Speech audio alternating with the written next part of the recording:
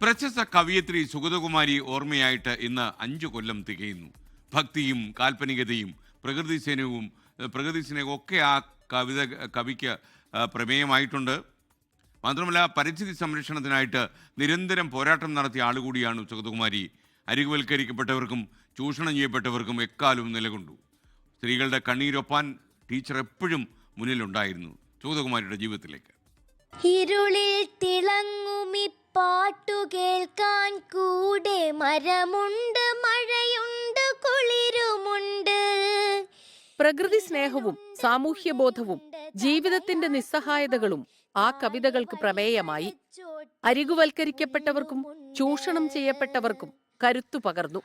അവരുടെ അവകാശങ്ങൾ നേടിയെടുക്കാനുള്ള പോരാട്ടങ്ങൾക്ക് നേതൃത്വം നൽകി. ഘടികാര ചക്രങ്ങൾ പുലർകാലമറിയിച്ച നേരത്തുണർന്നിരുന്നമ്മ. മണ്ണിനും മരങ്ങൾക്കും മനുഷ്യനും വേണ്ടി നിരന്തരം കലഹിച്ചു. സൈലന്റ് വാലിയെ ഇന്നത്തെ ദേശീയ ഉദ്യാനമായി നിലനിർത്തിയ പരിസ്ഥിതി പ്രക്ഷോഭത്തിന്റെ മുന്നണിയിലുണ്ടായിരുന്നു സുഗതകുമാരി. വിറപൂണ്ട കൈ നീട്ടി നിന്നോടു ഞാൻ എന്റെ ഉടയാട വാങ്ങിയിട്ടില്ല, കൃഷ്ണ നീ എന്നെ അറിയില്ല. സ്ത്രീകൾക്കും കുഞ്ഞുങ്ങൾക്കുമെതിരായ അക്രമവും അനീതിയും നഖശിഖാന്തം എതിർത്തു. അവർക്ക് എക്കാലവും തണലും തുണയുമായി. അഭയഗ്രാമവും അത്താണിയും പരിചരണാലയവും ഇതിന് നേർസാക്ഷ്യങ്ങളാണ്. കേരള സംസ്ഥാന വനിതാ കമ്മീഷന്റെ ആദ്യ അമരക്കാരിയായി. സ്വാതന്ത്ര്യ സമരസേനാനി ബോധേശ്വരന്റെയും അധ്യാപികയായിരുന്ന കാർത്യായനി അമ്മയുടെയും മകൾ കുട്ടിക്കാലം മുതൽ കവിതകൾ എഴുതി.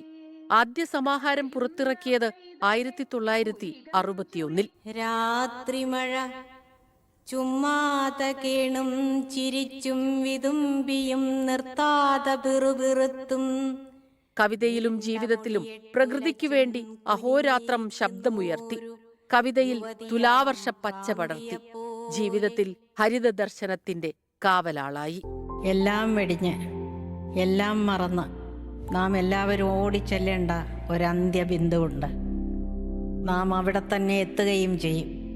അതിൻ്റെ പേര് പ്രേമമെന്നോ മൃത്യുവെന്നോ ഭഗവാനെന്നോ ആർക്കറിയാം.